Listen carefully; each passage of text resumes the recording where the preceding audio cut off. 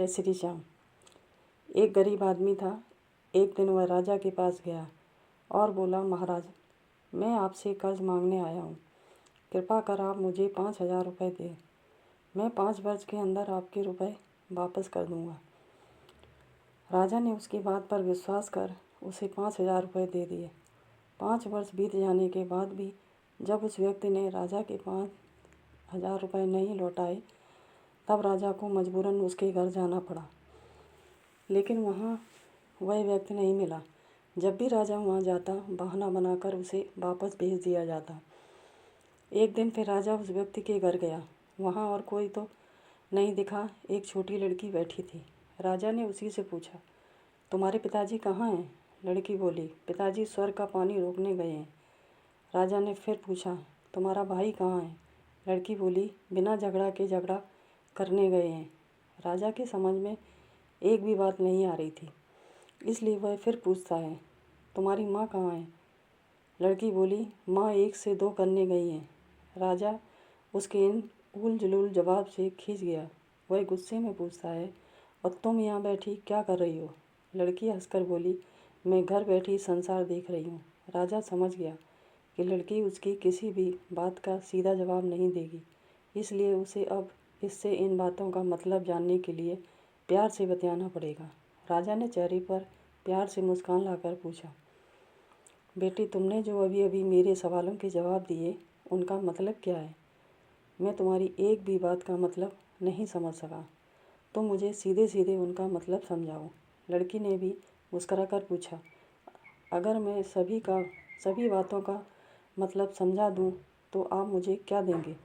राजा के मन में सारी बातों को जानने की तीव्र उत्कंठा थी। वह बोला, जो मांगोगी वही दूंगा। तब लड़की बोली, आप मेरे पिताजी का सारा कर्ज माफ़ कर देंगे तो मैं आपको सारी बातों का अर्थ बता दूंगी। राजा ने कहा, ठीक है, मैं तुम्हारे पिताजी का सारा कर्ज माफ़ कर दूंगा। अब तो सारी बातों का अर्थ समझा दो। लड़की बोली, महाराज, आज मैं आपको सारी बातों का अर्थ नहीं समझा सकती। कृपा कर आप कल आएँ। कल मैं ज़रूर बता दूंगी। राजा अगले दिन फिर उस व्यक्ति के घर गया। आज वहाँ सभी लोग मौजूद थे। वह आदमी, उसकी पत्नी, बेटा और उसकी बेटी भी। राजा को देखते ही लड़की पूछी, महाराज, आपको अपना वचन याद है? राजा बोला, हाँ, मुझे याद है। तुम अगर सारी बातों का अर्थ बता दो तो मैं तुम्हारे पिताजी का सारा कर्ज माफ़ कर दूंगा।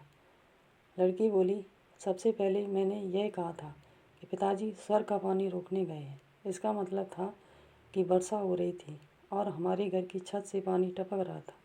पिताजी पानी रोकने के लिए छत को छा रहे थे, यानी वर्षा का पानी आसमान से ही गिरता है और हम लोग तो यही मानते हैं कि आसमान में ही स्वर्ग है।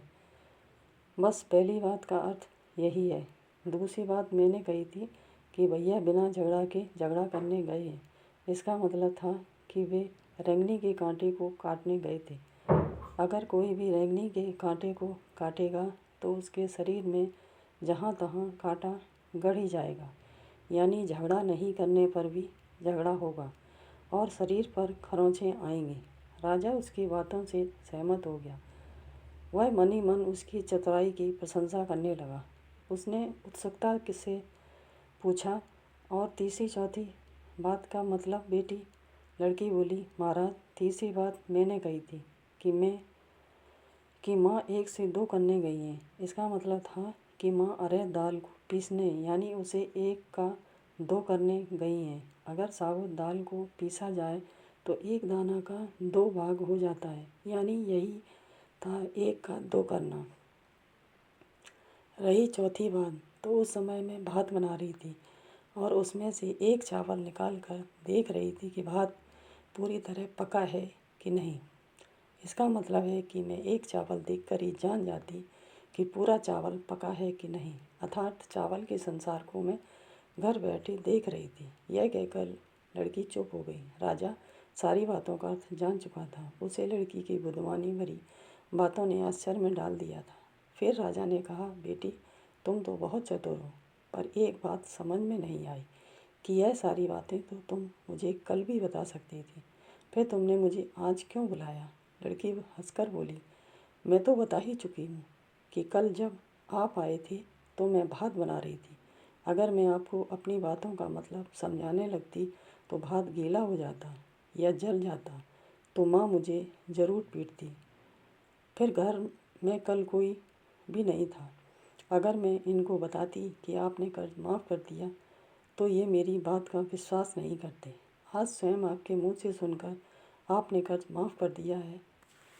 जहाँ इन्हें इसका विश्वास हो जाएगा वही खुशी भी होगी। राजा लड़की की बात सुनकर बहुत ही प्रसन्न हुआ। उसने अपने गले से मोतियों की माला निकाल उसे देते हुए कहा, बेटी, यह लो अपनी चतुराई का पुरस्कार। तुम्हारे पिताजी का कर्ज तो मैं माफ़ कर ही चुका हूँ। अब तुम्हें या तुम्हारे घर वालों को मुझसे बहाना नहीं बनाना पड़ेगा। अब तुम लोग निश्चिंत होकर रहो।